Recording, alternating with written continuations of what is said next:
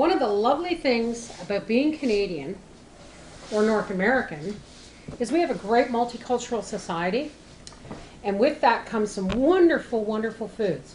Today I'm going to attempt, and I say attempt because it's been many years since I've made them, I'm going to attempt to make pierogies. Another reason I say attempt is because I have this wonderful tool that I've never used. Normally I would take a jar and cut the dough out with like a cookie cutter and then fill it and close it. But this is new, and we're going to try it. So what I have here is some pierogi dough. And this is made, this is a very large recipe actually, but this is made with 2 cups of flour, 2 cups of flour, 3/4 of a cup of water, a teaspoon of salt, and 1 egg. As you can see by the color of my dough, I have whole wheat in my flour.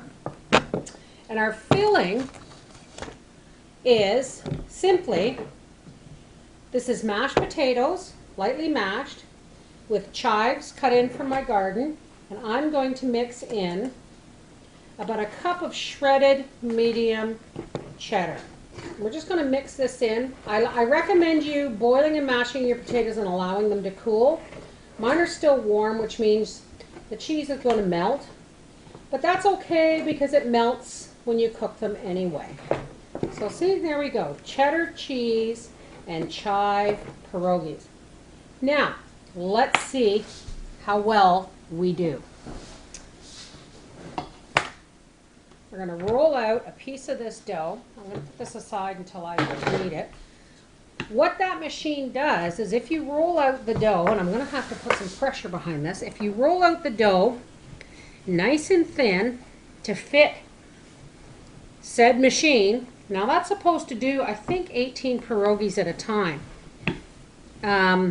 If you roll it out, the way it's supposed to work is you roll it out, you fill the cavities with your stuffing, you put another layer on top, and you just roll your rolling pin over the top layer, and it's supposed to seal them.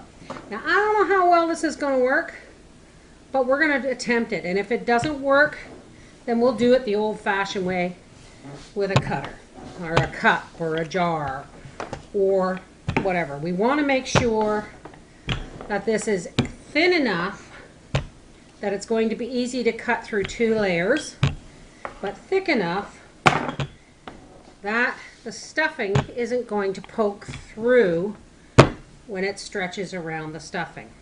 And I think, let's see if that's big enough. That's big enough. All right. Let's just give this one more cursory roll here. A little bit more. I had pierogies first when I was a little girl. I think I was 8 or 9 years old, and my brother got married to a lovely Ukrainian woman, or a woman from a Ukrainian family.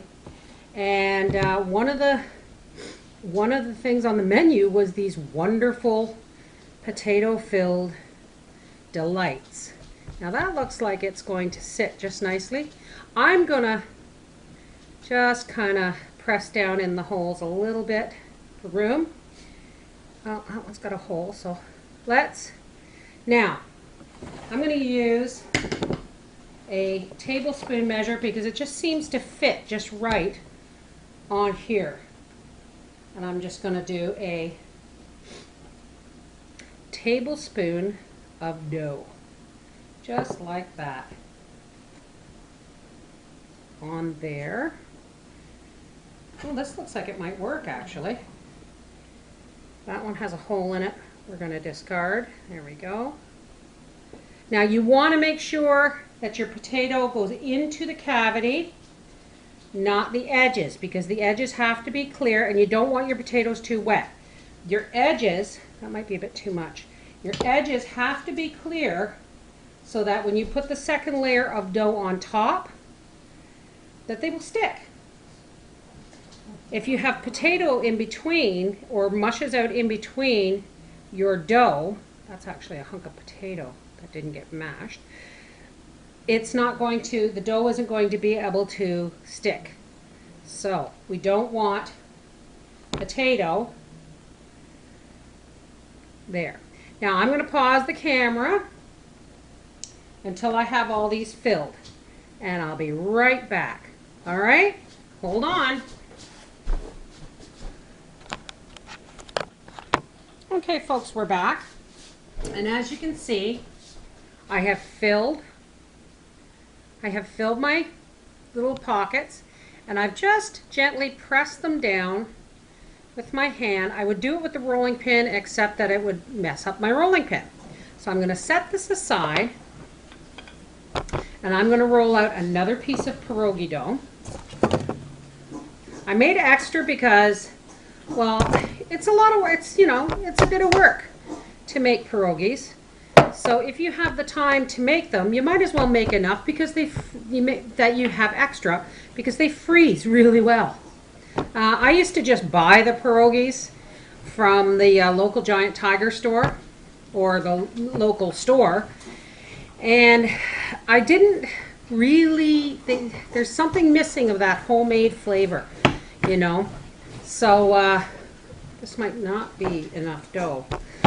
There's something missing of that homemade flavor that just, yeah, we're going to get a bigger piece here. This is a basic noodle dough is what this is. And what's going to happen when I'm finished with these is tonight I'm making roast chicken legs. And I'm going to boil a batch of these. 18 is a batch. And I'm going to stir fry some green peppers and onions and mushrooms and a bit of butter and salt and pepper. And then I'm going to boil the pierogies, and I'm going to serve the stir-fried vegetables over the pierogies with a side of sour cream, or in our case, homemade plain yogurt. Oh dear. This is turning out to be a lot of work since I added the extra dough. Let's try some more flour. This is really stretchy. So we just want to, as you roll it, try and pull it so that it spreads out faster, more evenly. And in a little cup here that you don't see, and I have a pastry brush, and in that cup I have some a bit of egg white and water. And what I'm going to do is I'm going to paint in between the pouches of pierogi, so that when I put this piece on and I run the rolling pin over it, it's going to make a seal, I hope. And it's a good thing I thought about that. You know, my days of working at the bakery are not all lost. You pick up tidbits.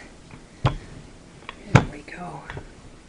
We never made pierogies at the bakery, but we did use an egg wash to seal. I think this is going to be big enough. It should be. And we're going to take our pierogi dough and our egg wash, and I'm just going to go all in between these, just so that we're going to get a seal with the dough. Where the potatoes would hold them apart, stop the dough from sealing, this will actually help it to seal. We're going to go all around the edges. There we go. That should do. That really should do. And is this going to fit? Let's give this one more roll out. Oops, I almost ripped it there. Let's give this one more roll out, and then we're going to see if my toy works. I actually bought this pierogi maker at the bakery where I used to work, and I've never used it until this point. So here's our lid. Here's our formed pierogies, and we're just going to lay this over top. Oh, it looks like it's going to fit, folks. Okay, I've rolled up the edge here a little bit by accident. There we go. Now, this is the way it is supposed to work. Let's give a little bit of flour on the rolling pin. And we're just going to roll this, and it's supposed to, the raised edges are supposed to cut, mold and cut the pierogies. And it looks like it's doing just that. I just want to make sure I see the edges because I want to, there we go, do it sideways here. Now, I used to have also one of those little plastic things where you would put it in and fold it, but that was doing it individually as well. So let's have a look at our pierogies. We'll pull off all this extra dough from the edge and hope that, oh look at it, it's working, folks. Now, if this comes off as easily as they say, and if everything has stuck together, give this one more roll over the center, and we'll pull. If you can see what I'm doing, I'm pulling off the dough in between, and it looks pretty good actually. And I'm hoping, let's keep our fingers crossed here. I don't know if I'm doing this right because I lost the instructions to this a long time ago. Now, oh my goodness, look at underneath. We're going to give this one more roll to get the centers because these round pieces are actually divided. To get the centers cut nice, and you should be able to just shake this. But I'm going to flip it back over. Oh, look at the pierogies. Oh, I think I should have floured this, so I'm going to be really, really gentle. I should have floured the tray because the dough is sticking. But look at that. Pierogies. Isn't that amazing? I'm loving this. Let's try and give it a, I'm going to try and give it a bang here. Well, word to the wise, folks. Flour your pierogi form before you roll your dough out on it. Otherwise, it's going to be very time consuming poking these out. But it works. It works out rather well, actually. So, when I make supper tonight, and you'll have to check my blog because I will take pictures of this. I will show a picture of this. Oh, I forgot to actually take pictures of this. I'll take a picture of the cooked pierogies.